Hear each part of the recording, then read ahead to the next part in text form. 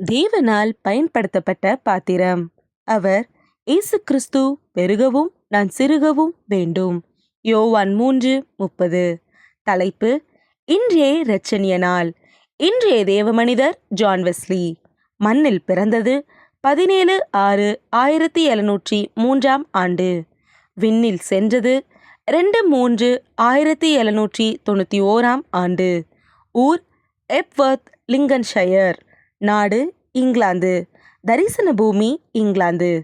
இங்கிலாந்து திருச்சபை. தந்தையை பின்பற்றி போதகரானார் ஜான் வெஸ்லி. ஆவிக்குரிய மனம் திரும்புதலே சரியான கிறிஸ்தவ வாழ்க்கை என்று போதிக்கத் தொடங்கினார்.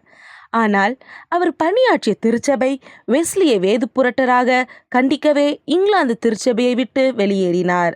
திறந்த வெளி பிரசங்கியாரானார். தெரு தெருவாக இவர் செய்த பிரசங்கத்தால் திரளான மக்கள் இரட்சிப்பின் அனுபவத்திற்குள் அனுதினமும் வந்தனர். இப்புதிய விசுவாசிகளை பராமரித்து வளர்க்கும் பொறுப்பு அவரை சார்ந்ததால் மெத்தடிஸ்ட் என்ற புதிய திருச்சபையை ஸ்தாபித்தார்.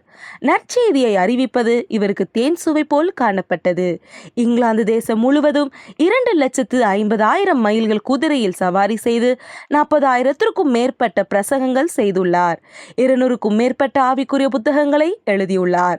சமய பணிக்கும் சமுதாய பணிக்கும் சம்பந்தமில்லை என்ற கருத்துப்பட்ட காலத்தில் சமுதாய புரட்சி செய்ததால் சமுதாய சிற்பி என்று அழைக்கப்பட்டார். இங்கிலாந்தின் முதலாவது இலவச மருந்தகம், இலவச பள்ளிக்கூடம், இலவச ஆதரவற்றோர் இல்லங்கள் என ஏராளமான நன்மைகளை செய்துள்ளார்.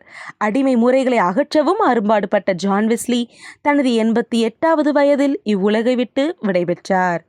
அன்பரே, ஜான் வெஸ்லியை போன்று சுவிசேஷத்தை சுறுசுறுப்புடன் அறிவிக்க உங்களை அர்ப்பணிப்பீர்களா? வாழ்விலிருந்து வாழ்வுக்கு உற்சாகத்துடன் எரிபந்தமாய் சென்றிடு. நீ எரிவதை கண்டிட மக்கள் பல மைல் தூரம் நடந்து வந்து கவனிப்பார் என்கிறார் ஜான் வெஸ்லி.